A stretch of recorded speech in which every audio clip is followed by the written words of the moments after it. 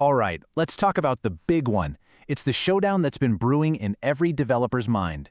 Cursor, the AI-native IDE we've come to love, versus the brand new challenger, Claude Code. This is the ultimate developer's duel. Let's get into it.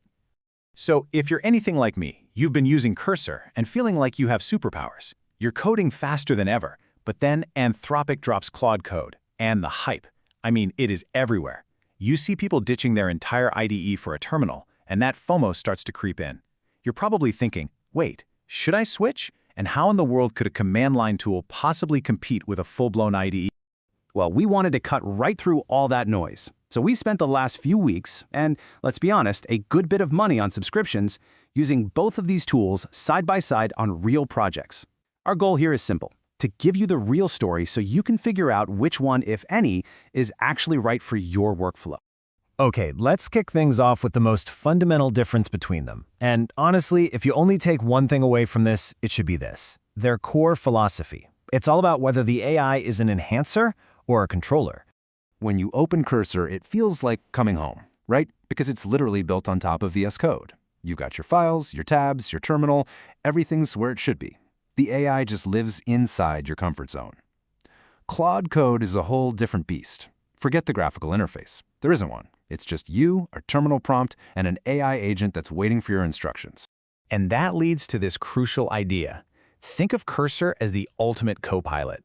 It's there to make you a faster, better pilot in the cockpit you already know and love. It enhances your workflow.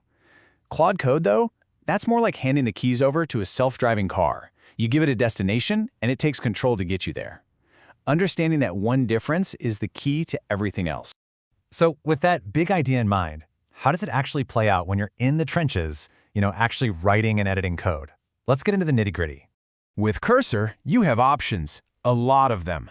You can use simple tab completion to finish a line of code.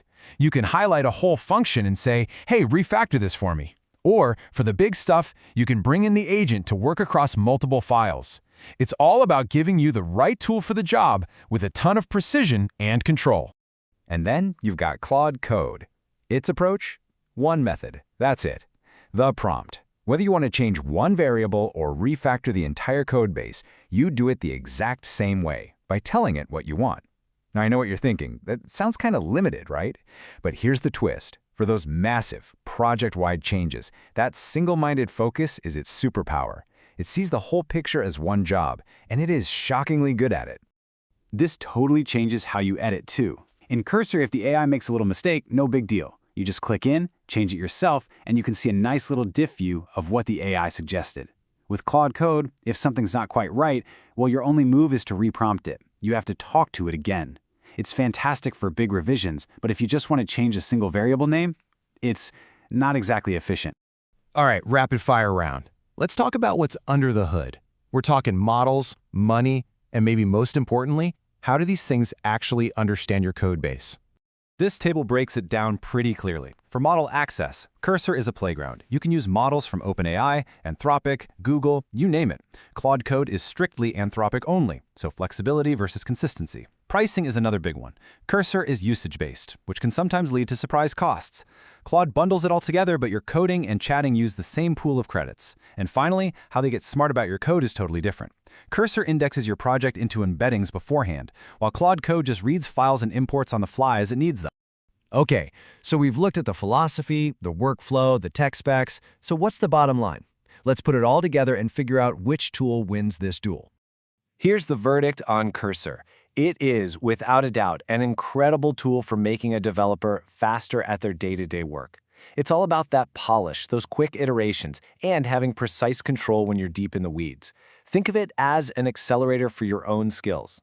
Claude Code, on the other hand, is the heavy lifter. This is the tool you turn to when you need to delegate a huge task. It's just flat out better at autonomous development, building entire features from a simple prompt, or handling those massive refactors that would take you days to do, even with other AI tools. Now, what if you didn't have to choose? In a perfect world, if you can swing both, the ideal workflow is just incredible. You start in Claude Code. You tell it, hey, build out the scaffolding for this new feature, or refactor this entire module. It does the big structural work. Then you pop that project open in Cursor to handle all the details, the polishing, and the final touches. They really are a perfect match. But let's be real, most of us have to pick just one. And if I had to recommend a single setup for the best bang for your buck, it's gonna be Claude Code, paired with just your standard, free install of VS Code. Yes, you lose some of Cursor's really slick integrations, but you keep the single most powerful capability on the table, the ability to describe a complex task and have an AI agent go and solve it for you. So there you have it, Cursor, the expert co-pilot that makes you a superhuman coder, and Claude Code, the autonomous agent that you delegate entire tasks to. The choice really boils down to how you want to work with AI. Do you want a better tool, or do you want a new teammate? As you figure out what it means to be an AI-native engineer, which one of these will you choose to build your future?